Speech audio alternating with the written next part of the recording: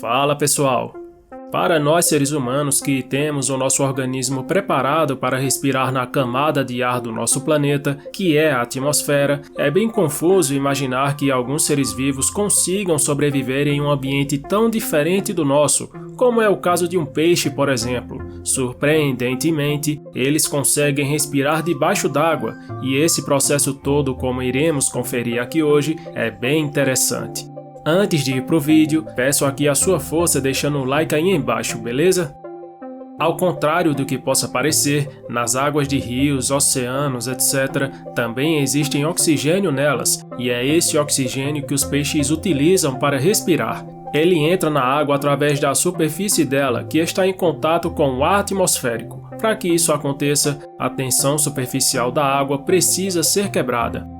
A tensão superficial da água é uma espécie de membrana elástica, que é formada em líquidos quando estão em repouso. Essa característica da superfície da água é um mau sinal para a maioria dos animais aquáticos, pois essa membrana em sua superfície impede que o oxigênio entre na água, mas esse é um problema que na natureza é facilmente resolvido. Com os movimentos naturais dos oceanos causados por vários fatores e principalmente pelos ventos, essa membrana elástica em sua superfície é quebrada. E nesse momento, o oxigênio da atmosfera consegue se misturar na água. Isso é a mesma coisa que acontece nos aquários de peixes ornamentais, por exemplo. Com certeza você já viu algum que dentro dele existem bombas fazendo a água se mover ou que soltam bolhas no fundo do aquário. O objetivo é que essas bombas causem movimento na superfície da água, quebrando a superfície de tensão e garantindo que ela sempre esteja com bastante oxigênio para os peixes respirarem. Por vezes, também podemos ver esses peixinhos indo até a superfície para respirar e podemos nos enganar achando que eles estão tentando puxar o ar atmosférico. Na verdade,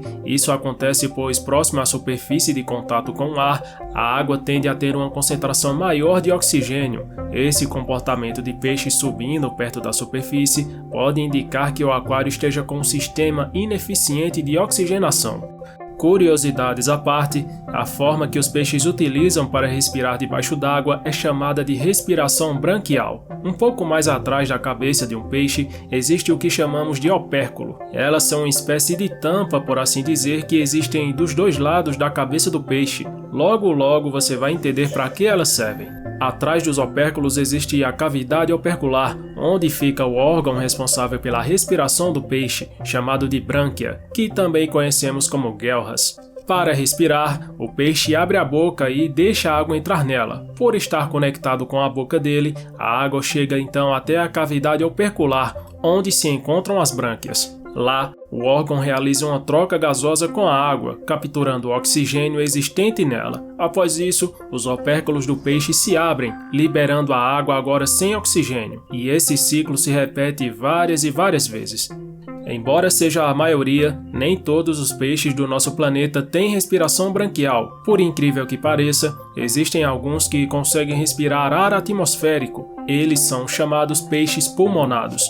Um exemplo desse tipo de peixe é a piramboia, que é encontrada na Amazônia. Graças a um órgão chamado bexiga natatória, que é uma espécie de pulmão para eles, a piramboia consegue sobreviver por dias em épocas de seca, onde ficam literalmente enterradas na lama.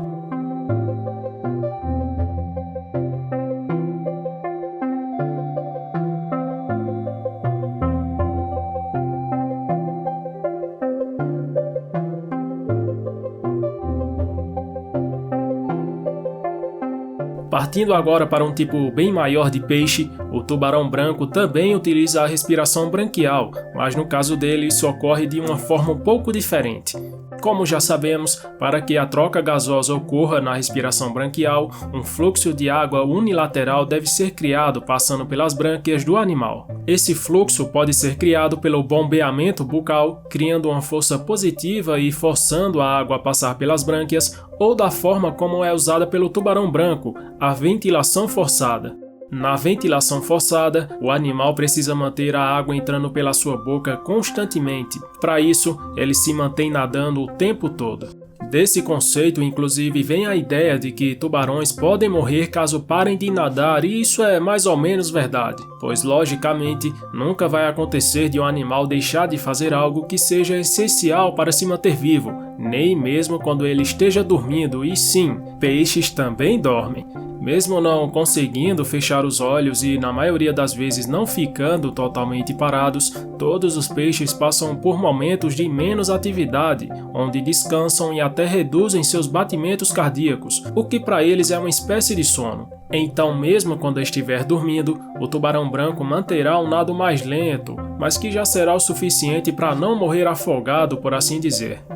Vale lembrar que existem muitas outras espécies de tubarões que têm suas próprias características. Os tubarões lixa, por exemplo, conseguem muito bem bombear água através das brânquias mesmo estando parados.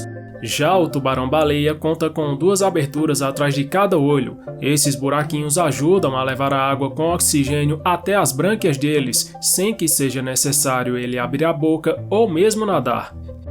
Como você já deve saber, nem todos os animais que vivem nas águas são peixes, mesmo eles parecendo muito comum, como é o caso das baleias e golfinhos. Esses mamíferos respiram através de pulmões e precisam frequentemente ir até a superfície para respirar.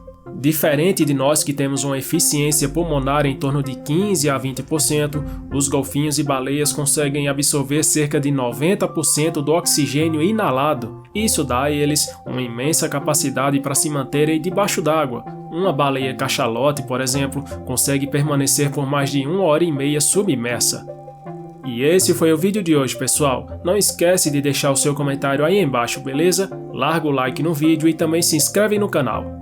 Até mais!